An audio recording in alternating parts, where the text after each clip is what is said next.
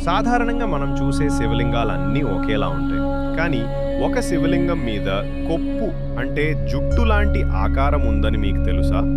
ఇది ప్రస్తుత కోనసీమ జిల్లా పలివెల గ్రామంలో ఉన్న ఉమా కొప్పేశ్వర స్వామి ఆలయం.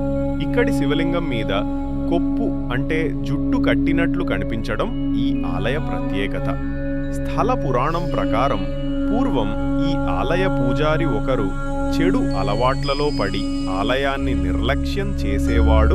దానితో ప్రజలు రాజుకు ఫిర్యాదు చెయ్యగా రాజు ఆలయానికి వచ్చిన సమయంలో ఇచ్చిన ప్రసాదంలో పొడవాటి జుట్టు కనిపించింది. దానికి పూజారి భయపడి ఇది శివుని జటాజూటమని అబద్ధం చెప్పాడు. రాజు మరుసటి రోజు చూపమని అడిగాడు.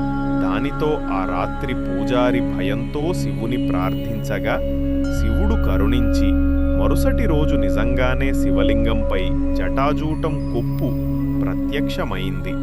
రాజు పరీక్షించడానికి కొప్పు లాగగానే ఆయనకు కన్నులు పోయాయి.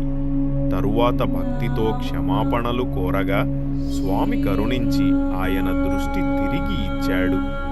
అప్పటి నుండి ఇక్కడ స్వామిని కొప్పు లింగేశ్వరుడు, కొప్పేశ్వరుడు అని పిలుస్తున్నారు.